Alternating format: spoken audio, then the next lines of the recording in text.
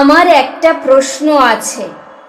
Neotia Bhagirathi women and child care centre new টাউনের কাছে আজকাল অনেকেই এখানে ডেলিভারি করান। বেশিরভাগই মানুষ আসেন maternity care, NICU, baby care, doctors, management সব মিলিয়ে এটি কলকাতার অন্যতম সেরা প্রতিষ্ঠান। আবার অনেক কন্টেন্ট ক্রিয়েটার বা ব্লগারও এখানে ব্লগ বানাতে আসেন। নিজের কেবিনে কি ভিডিও বানাবেন সেটার সম্পূর্ণ তাদের ব্যক্তিগত বিষয়।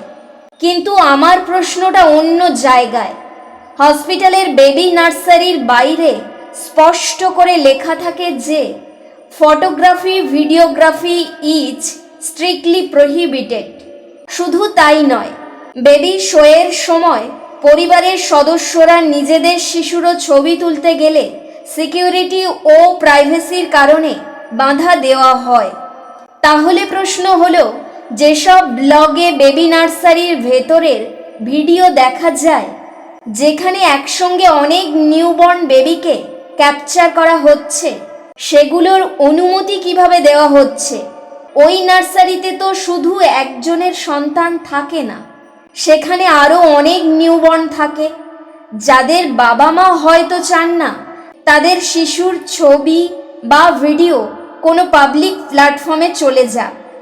সাধারণ পরিবারকে যেখানে সিকিউরিটির রিজন দেখিয়ে ছবি তুলতে দেওয়া হয় না, সেখানে একজন ব্লগারের জন্যে সেই একই সিকিউরিটি প্রোটোকল শিথিল করা হয় কেন? এটা কন্টেন্ট ক্রিয়েটার বনাম সাধারণ মানুষের বিষয় নয়, এটা নিউবর্ন বেবিসের প্রাইভেসি, সিকিউরিটি এবং ইকুয়াল রুলসের বিষয়।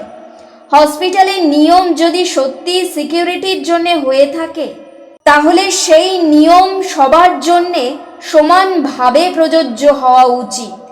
একজন সাধারণ মানুষ এবং একজন ইনফ্লুয়েন্সার দুজনের ক্ষেত্রেই পলিসি এক হওয়া উচিত। বেবি নার্সারির মতো একটি সেন্সিটিভ এরিয়াতে ভিডিওগ্রাফির পারমিশন দেওয়ার পলিসি কি? যদি পারমিশন দেওয়া হয়, তাহলে অন্য প্যারেন্টসদের কনসেন্ট কিভাবে নেওয়া হয়? আর যদি পারমিশন নাই থাকে, তাহলে এই ভিডিওস প্রকাশ্যে কিভাবে আসছে? নিউবর্ন বেবিস নিজের প্রাইভেসি রক্ষা করতে পারে না, সেই দায়িত্ব আমাদের আর হাসপাতালেরও।